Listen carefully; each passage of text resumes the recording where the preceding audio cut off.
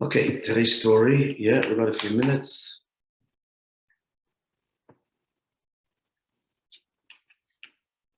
Okay, I'm here by my son-in-law in Nissan's house. I saw the Sefer.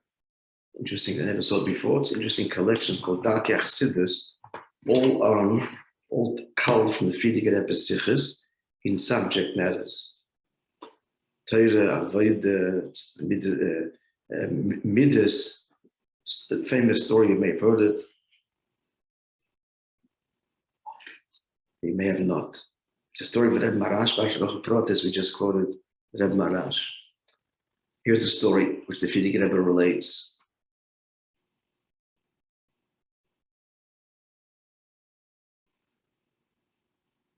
What's interesting here is the source of it. I don't know. It brings from the Sefer HaToldos, which the Rebbe wrote on Reb Marash.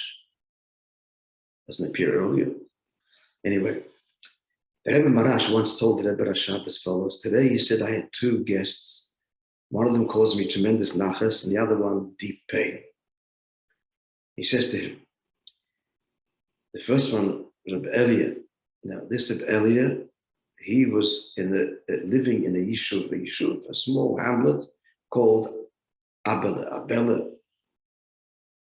It's in brackets. I'm not sure about this. I tried to research. I don't know the story, but I'll just quote to you. In brackets, what was he doing in the yishuv, not living in a city? Because the Rabbi wanted to transform the yishuvim into cities, because the government only allowed the Jews to live in the cities and not in the yishuvim. If I'm not mistaken, it's all part of the attempt to modernize Jews and have them live in the city and so on. So the Rabbi were they wanted Jews to live in the yishuvim for many reasons, including panos, agriculture. But so to make them qualify as cities, so they sent Chassidim to live there. I think this is the pshat, at any rate. He says here to make Abela transform it from a yishuv, develop it and make it a town. I guess once they're living there, they can stay there.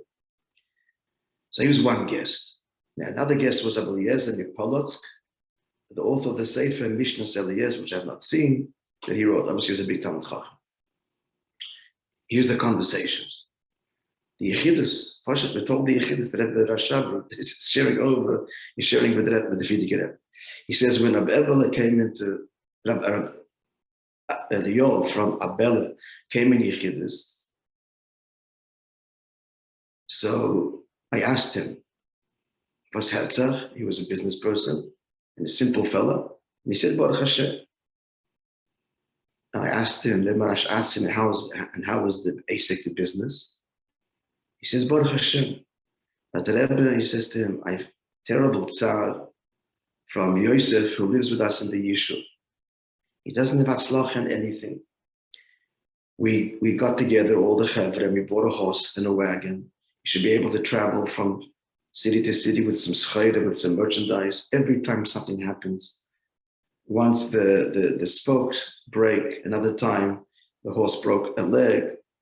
Once they stole it, every shlemazel thing happens to him. Rabbi says, how can I help him? And then he sighs and starts crying. Rabbi, bench him, Rabbi Yosef.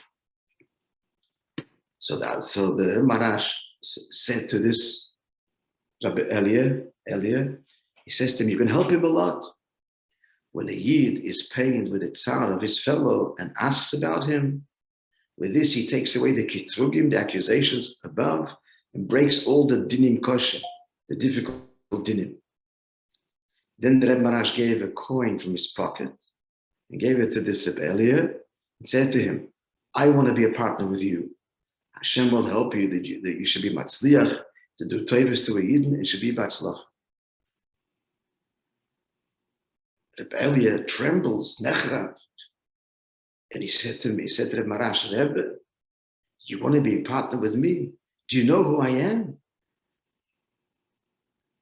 We're learning. I didn't realize.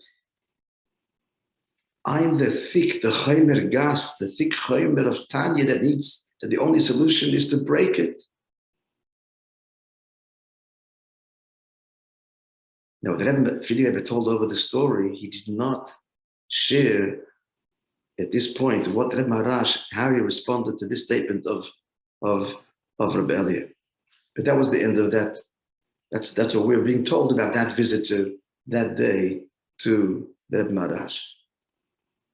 How he recoiled. They should take a coin from the Reb Maharash who wants to be a partner with him. Do you know who I am, Rebbe? Gewalt. We don't get the answer to that. But that's that visitor. Reb Maharash continues. It's all told them by the Fiedike Rebbe, obviously. So the Reb Maharash now continues, the second guest.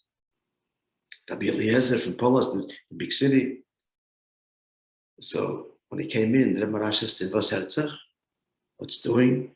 He answered, "Baruch Hashem, he has a shir, in-depth shir with the younger light, and they're learning well. And Shabbos Edaven Barichus, longer than the minyan. They learn Chassidus, and he painted a very rosy picture." So the Reb Maharash says to him, "What's with Midas?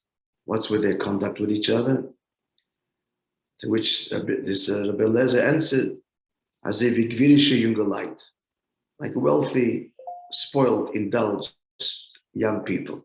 In other words, they're like selfish, wrapped up little in their own world. Very nice, beautiful Chassidim. We just described them. Gemara, Chassidus, Daven Ba'avodah. But what's with their midas? Like in Gvirische, wealthy young fellas. Reb Maharash says to him, the blame is the educator, not theirs. The fault is the educator, not theirs.